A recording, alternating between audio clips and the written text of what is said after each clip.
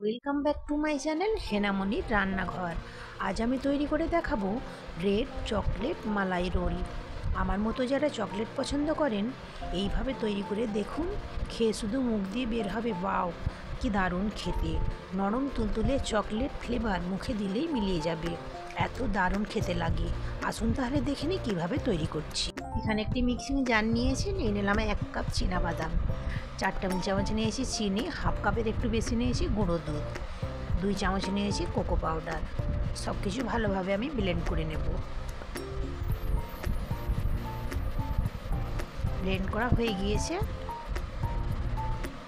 ঠিক এইরকম মিহি গুঁড়ো করে নিয়েছি। খুব ভালো করে গুঁড়ো করে নিতে হবে। এখন একটি মিক্সিং বোলের মধ্যে আমি ঢেলে নিচ্ছি। এখানে আমি গরম দুধ নিয়েছি, অল্প অল্প দিয়ে আমি একটি পেস্ট তৈরি করে নেব।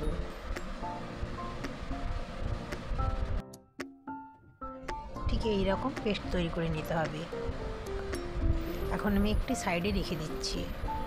এখানে নিয়ে নিচ্ছি 500 ml দুধ, ফুল ফ্যাট দুধ নিয়েছি।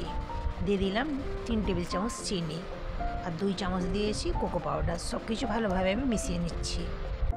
এখানে নিয়ে নিয়েছি 1 চামচ কাস্টার্ড পাউডার। আমার কাছে কর্নফ্লাওয়ারটা ছিল না, আপনাদের কাছে কর্নফ্লাওয়ার থাকলে কর্নফ্লাওয়ারটা নেবেন। অল্প একটু দুধ দিয়ে ভালো করে মিশিয়ে নিয়েছি।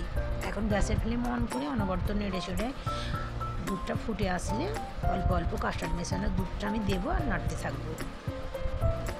আমি 3 থেকে 4 মিনিট রান্না করে নিয়েছি। ঠিক এইরকম ঘনত্বের হয়েছে, নামিয়ে নিয়েছি। আমি কতগুলো পাউরুটির পিস নিয়েছি, ব্রাউন অংশগুলো কেটে আমি বাদ দিয়ে দিচ্ছি। ভিডিওটি যদি ভালো লেগে থাকে লাইক কমেন্ট শেয়ার করতে ভুলবেন না। আমার চ্যানেলে নতুন হয়ে থাকলে প্লিজ আমার চ্যানেলটিকে সাবস্ক্রাইব করে দেবেন। ওগুলো কাটা আমার হয়ে গিয়েছে, একটি প্লেটের মধ্যে আমি উঠিয়ে নিচ্ছি।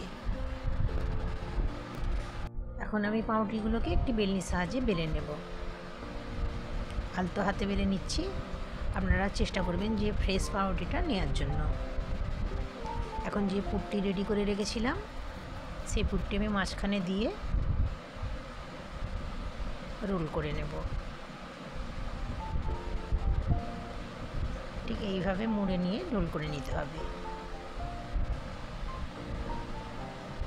একটি প্লেটের মধ্যে আমি উঠিয়ে নিচ্ছি। আবার একটি তৈরি করে আপনাদের দেখাচ্ছি।